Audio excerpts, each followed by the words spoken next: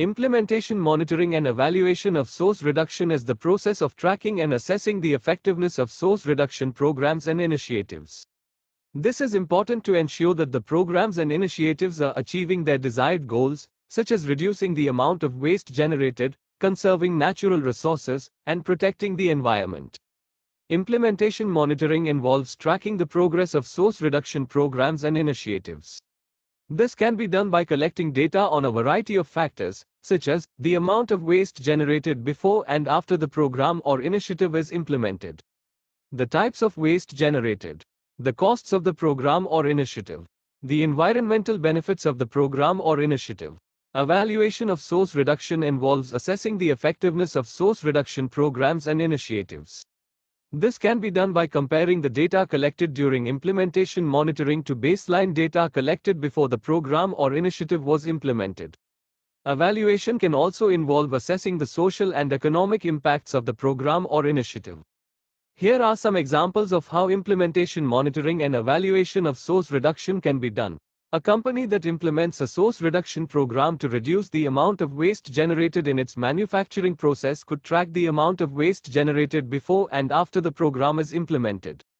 The company could also compare the types of waste generated before and after the program is implemented to identify any areas where the program needs to be improved. A city that implements a source reduction program to reduce the amount of waste generated by its residents could collect data on the amount of waste generated before and after the program is implemented. The city could also compare the types of waste generated before and after the program is implemented to identify any areas where the program needs to be improved. A government agency could evaluate the effectiveness of a source reduction program by comparing the amount of waste generated in a particular region before and after the program is implemented. The government agency could also assess the social and economic impacts of the program, such as the number of jobs created and the amount of money saved. Implementation monitoring and evaluation of source reduction are important tools for ensuring that source reduction programs and initiatives are effective. By tracking and assessing the progress of these programs and initiatives, organizations can identify areas where improvement is needed and make necessary adjustments.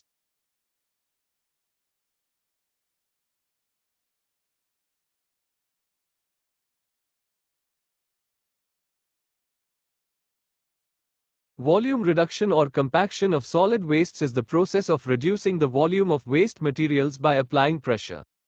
This can be done mechanically or manually.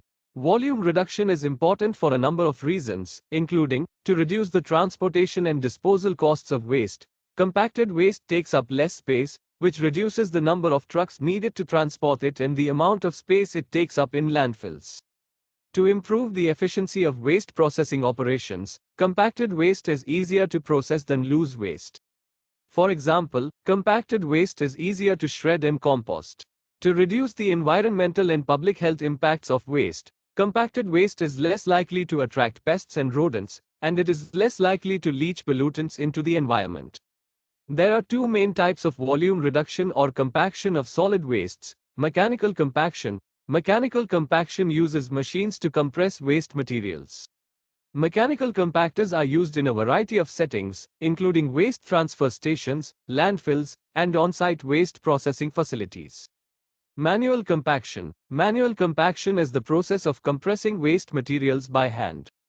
Manual compaction is often used in small businesses and homes.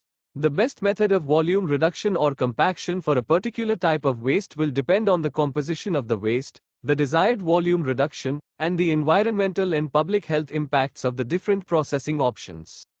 Here are some examples of how volume reduction or compaction of solid wastes is used in waste management. Municipal solid waste. Municipal solid waste, MSW, is typically compacted before it is transported to a landfill or waste processing facility.